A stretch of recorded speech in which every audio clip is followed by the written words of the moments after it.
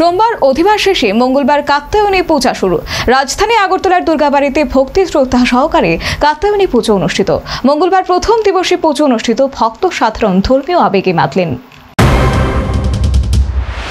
কাত্যায়নী পূজা মূলত শারদীয় দুর্গাপূজার অঙ্গ হলেও ব্রজ সংস্কৃতিতে এই পূজা বিশেষভাবে কিশোরী রাধার সাথেই যুক্ত। কার্তিক মাসের শুক্লপক্ষের ষষ্ঠী থেকে দ্বাদশী পর্যন্ত ব্রজের কুমারী কন্যারা প্রাতঃকালে যমুনা তীরে বালুকায় দাঁড়িয়ে কাত্যায়নী দেবীর আরাধনা করতেন, কৃষ্ণকে স্বামীরূপে পাওয়ার আকাঙ্ক্ষায়। পুরাণ মতে মহর্ষি কাত্যায়ের আশ্রমে দেবীর আবির্ভাব ঘটে বলে তার নাম কাত্যায়নী।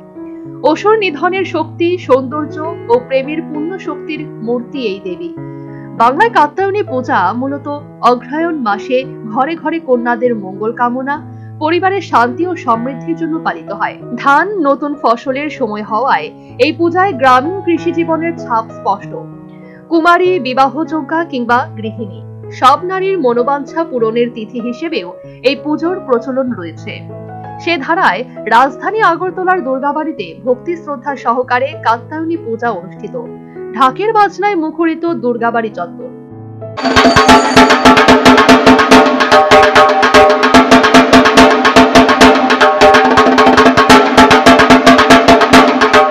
সোমবার কার্তিক সংক্রান্তিতে দেবীর অধিবাস হয়েছে এবং অগ্রহায়ণের মাস পয়লায় প্রথম দিবসের পূজা অনুষ্ঠিত হলো বলে জানালেন দুর্গাবাড়ির পুরোহিত জয়ন্ত ভট্টাচার্য।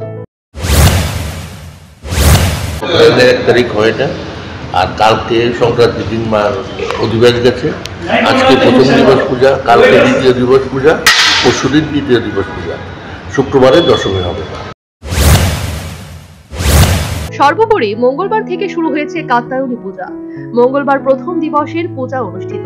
রাজধানী আগরতলার দুর্গাবাড়িতে কাত্যায়নী পূজাকে ঘিরে ভক্ত সাধারণের মধ্যে ধর্মীয় আবেগ ও আনন্দধারা, সর্বোপরি উৎসবের বাতাবরণ।